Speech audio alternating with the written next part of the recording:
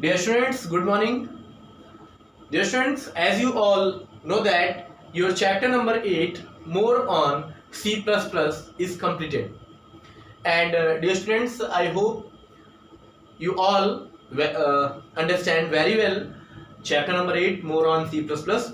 And dear students, today's topic is summary and book exercises. तो dear student, जैसा कि chapter number 8 more on C plus plus end हो चुका है और आज का जो टॉपिक है वो आपका chapter summary and book exercises है। और सी प्लस प्लस जो प्रोग्रामिंग लैंग्वेज है, आई होप आपको बहुत अच्छे से समझ में आया होगा और कई सारे प्रोग्राम्स का एग्जांपल्स मैंने आपको करके बोर्ड पे भी दिखाया था। और आपके बुक यानी आपके चैप्टर के लास्ट में कई सारे प्रोग्रामिंग एग्जाम्पल्स दिए गए हैं। आई होप आपने अच्छे से उसकी प्रैक्टिस की होगी और उसको आपने लर्न किया होगा। तो आइए आगे बढ़ते हैं और समरी की तरफ यानी बुक समरी की तरफ चलते हैं। तो डियर स्टूडेंट्स, जैसा कि इस चैप्टर में हम लोगों ने क्या क्या पढ़ा, control flow instruct the program how to make a decision and how further the processing should proceed on the basis of that decision.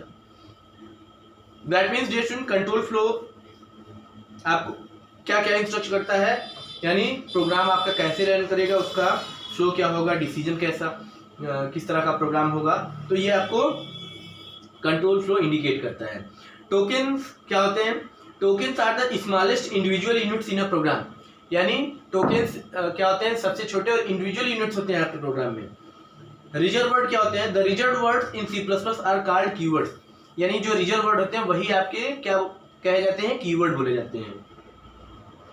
Constants क्या होता है? Constant do not change their values during the execution of program, यानी constant की value हम लोग programme के execution के समय चेंज नहीं कर सकते हैं। There are 4 control flow statements in C plus plus.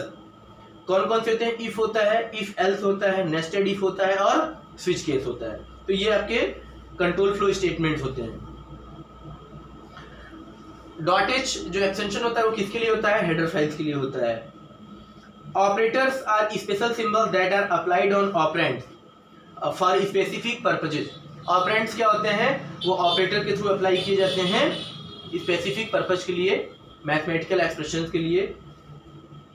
Variables क्या होते हैं? Variables are the meaningful name that are used to store values in the computer memory, यानी वेरिएबल क्या होते हैं? यूजफुल नेम होते हैं जो आपके कंप्यूटर मेमोरी में किसी भी डेटा को सेव करने के लिए यूज किए जाते हैं। The C out function is use to print the text on the output screen, यानी जो आपके सी में सी आउट फंक्शन होता है वो किसके लिए होता है?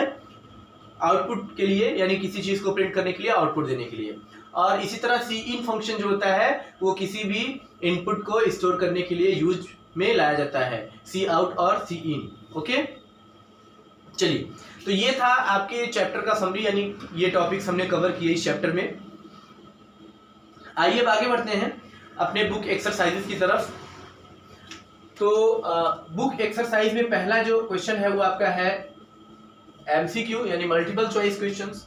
तो मल्टीपल चॉइस क्वेश्चन में पहला क्वेश्चन है एन आइडेंटिफायर में कंसिस्ट ऑफ, तो इसका आंसर होगा आपका सी, यानी बोथ ए एंड बी, यानी इसका आंसर ए और बी दोनों होगा।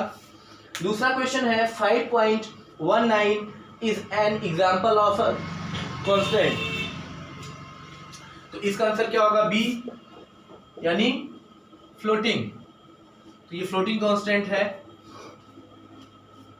तीसरा क्वेश्चन है आपका the relation 5 exclamation not equal to 5 will return, ये होगा इसका ट्रू। 4 क्वेश्चन है, fourth number, the and refers the ampersand refers to what? B, यानी एंड ऑपरेटर। फिफ्थ आपका क्या होगा? The files with dot H extensions are called header files. अभी हमने आपको बताया था समरी में, तो डॉट एच एक्सटेंशन वाली फाइल्स क्या होती हैं? हेडर फाइल्स होती हैं। आइए अब आते हैं आपके क्वेश्चन नंबर बी में, यानी फिल इन द ब्लैंक्स। इसमें पहला क्वेश्चन है आपका C++ is a level programming languages, तो इसमें आप फिल करेंगे हाई, यानी हाई लेवल प्रोग्रामिंग। दूसरा question are the individual units in a program, तो सेकंड में आप फिल करेंगे टोकेन्स। ओके, उसके बाद थर्ड है आपका the do not change their values during the execution of the program, तो इसमें आप फिल करेंगे constants. After then fourth number point पे आप फिल करेंगे यानी the return is a in C++, तो क्या है रिटर्न, कीवर्ड है। ओके, तो ये कीवर्ड होगा, फिल करेंगे आप।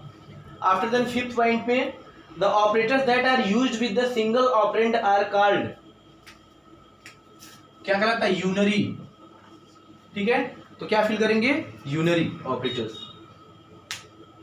तो यहां से आपका फिल इन द ब्लैंक भी कंप्लीट होता है। और आइए अब ट्रू फॉल्स की तरफ आगे बढ़ते हैं, नेक्स्ट क्वेश्चन की तरफ।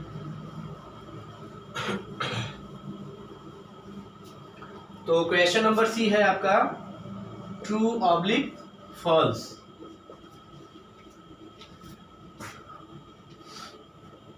तो ट्रू फॉल्स में पहला क्वेश्चन देखते हैं, C++ programs are compiled before the execution, तो क्या होगा ये, दिस इज ट्रू, क्योंकि एग्जीक्यूशन के पहले ये कंपाइल होता है। ठीक है, तो ये सही है। In C++ character constants are enclosed in double quotes, तो ये क्या होगा, ये फॉल्स होगा। कैरेक्टर कांस्टेंट जो होते हैं वो सिंगल कोट से किए जाते हैं, डबल कोट से नहीं होता है, फॉल्स। थर्ड आपका है floating constants are also known as real constants. Okay, तो ये आपका ट्रू होगा।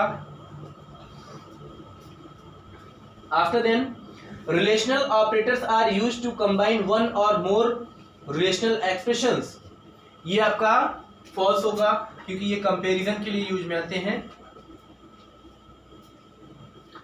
Equal to operator is used to assign a value to a variable, ये ट्रू होगा, क्योंकि इक्वल टू ऑप्शन जो होता है वो असाइनमेंट ऑपरेटर में आता है और वैल्यू को स्टोर कराता है। ओके, तो यहां से आपका ट्रू फॉल्स सॉल्व होता है। आइए नेक्स्ट क्वेश्चन की तरफ हम लोग आगे बढ़ेंगे। तो नेक्स्ट आपका है मैच द फॉलोइंग, यानी question number D, match the following columns. तो यहां पे आपकी दो कॉलम है, column A and column B. यहां पे आपका 1 2 3 4 एंड 5, ये आपका A B C D and E. तो इस तरह से दो कॉलम्स हैं। सारे कंटेंट्स में नहीं लिखूंगा, आप उसको बुक से नोट कर लीजिएगा, देख लीजिएगा। यहाँ पे मैं आपको ऑप्शंस वाइज मिला देता हूँ। तो जो फर्स्ट है, फर्स्ट यानी go two is an example of, first match करेगा आपका ई से, यानी कीवर्ड। सेकंड है the relational expression 7 less than 6 will return what, ये डी होगा, यानी फॉल्स, क्योंकि 7 जो है बड़ा है, लेस नहीं है, ग्रेटर है। 3 है इंटीजर ए, यानी ये क्या है, इंटीजर है, यानी थर्ड बी से, यानी डिक्लेरेशन ऑफ वेरिएबल। फोर्थ है the C out function is used to, ये सी से मैच करेगा, यानी सी आउट किसके लिए होता है, प्रिंट द टेक्स्ट। लास्ट है आपका modulus operator is applied on what, A, यानी इंटीजर्स। तो इस तरह से आप इसको मैच कराइएगा। ओके, तो यहां से मैच द फॉलोइंग भी आपका कंप्लीट होता है, और मैच द फॉलोइंग के बाद आपका नेक्स्ट जो बचता है वो है ABQ, यानी एप्लीकेशन बेस्ड क्वेश्चंस।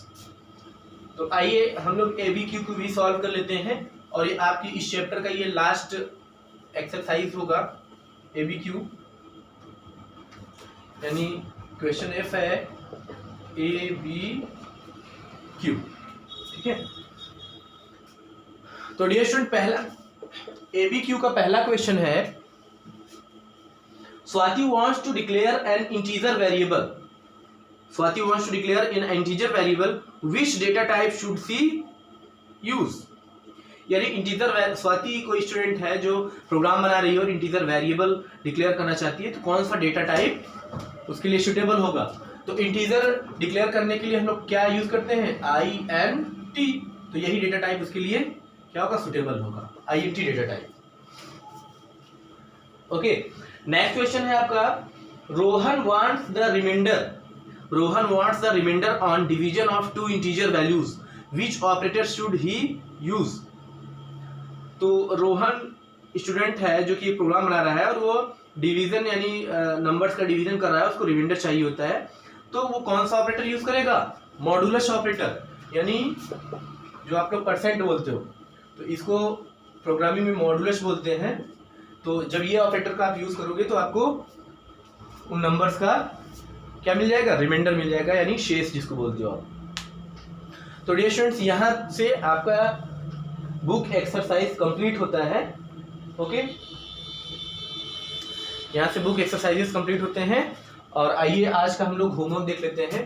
तो आज का जो सेशन है यहाँ से एंड करते हैं, ठीक है। आज का टॉपिक यहाँ से एंड होता है, तो चैप्टर नंबर यहाँ से एंड होता है।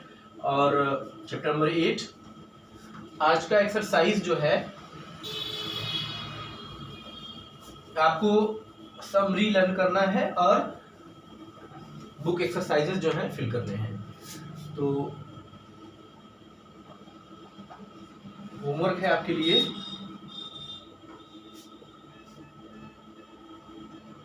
Fill and learn book exercises of